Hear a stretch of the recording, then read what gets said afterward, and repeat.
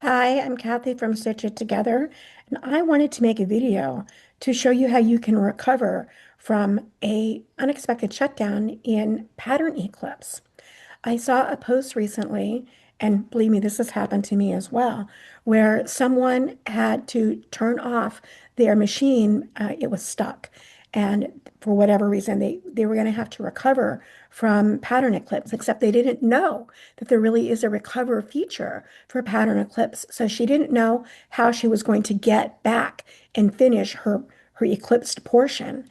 And I'm going to tell you, I feel for her because I didn't know about this either. So I'm just going to make a short, simple video about how you can recover when you are in Pattern Eclipse.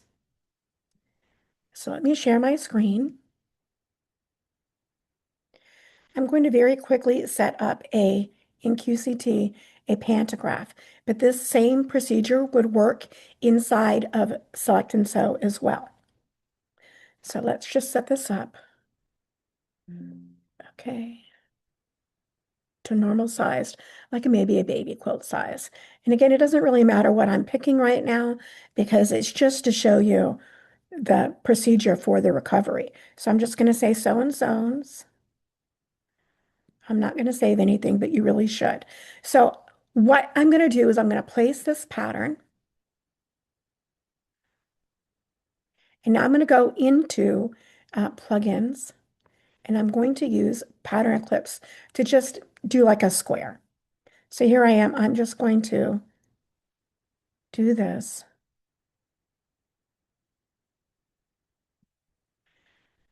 And this is not meant to be a tutorial on pattern clips by any stretch, but I'm going to say okay.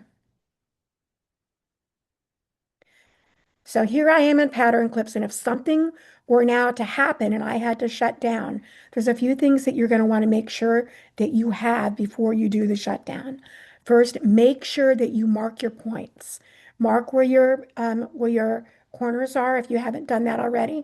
Mark where your placement marks are. You want to be sure that now this is the first row, but whatever row you're in, make sure you know where your placement marks are. So then let me just close out. I were to close out.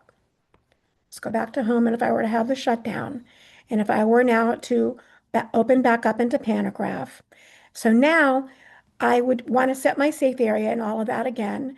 But it doesn't matter now what I put in here because what I'm right now, I'm in the Panto Stacker screen.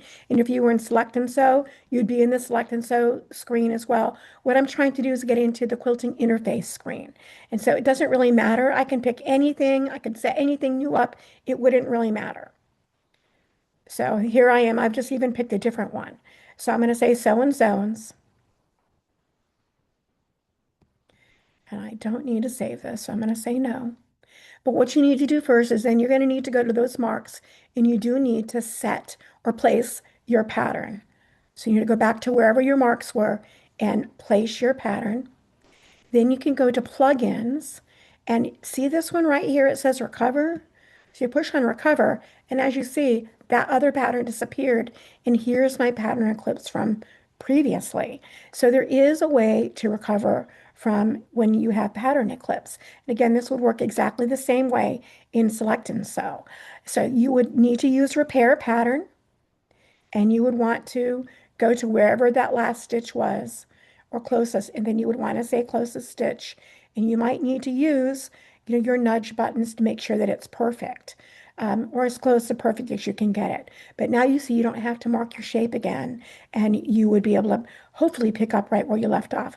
So I hope that this helps you if you've had a problem with pattern eclipse, or if you're going to use pattern eclipse and you have an unexpected shutdown. I hope it gives you a little more confidence to know that if something happens that you can back to where you were. Again, I'm Kathy from Stitch It Together, and thank you so much for watching.